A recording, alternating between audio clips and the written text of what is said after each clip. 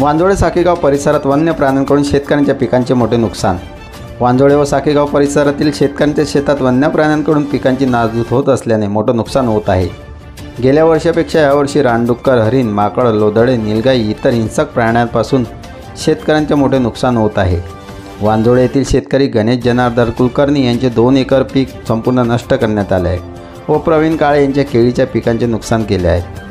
तर वांजोळे शिवारातील किशोर सावळे यांच्या देखील शेतातील भुईमुग डुकरांनी उद्ध्वस्त केल्याने प्रचंड नुकसान झाले आहे। तसेच इतरही शेतकऱ्यांच्या मका पिकांचे मोठे नुकसान झाले आहे। वन्य प्राण्यांकडून शेतीच्या पिकांचे संरक्षण करण्यासाठी शेतकऱ्यांना रातभर जागून पहारा द्यावा लागत आहे। या वन्य प्राण्यांचा वन विभागाकडून बंदोबस्त करावा अशी मागणी शेतकऱ्यांकडून केली जात आहे। आवाज महाराष्ट्र न्यूज करता विनोद गोरदे भुसाळ। आमच्या वांजोळा शिवारामध्ये केळीचे, मक्याचे असे भरपूर नुकसान वन्य प्राणी करत आहे।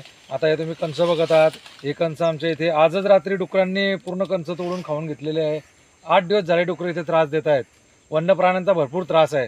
तर आमचं एकच म्हणणं आहे की सरकारने वन्य प्राण्यांकरता वन्य जे अधिकारी आहे त्यांना काहीतरी आदेश द्यावे, काहीतरी कंपाऊंडची योजना आणावी आणि वरतून जी रात्रीची सिंगल फेज लाईन आहे ती सिंगल फेज लाईन शेतकऱ्यांना देण्यात यावी, जेणेकरून शेतकरी हा रात्री तिथे राखण करू शकतो। अंधारामध्ये काय राखण करणार आहे, बॅटरी कुठपर्यंत साथ देणार आहे।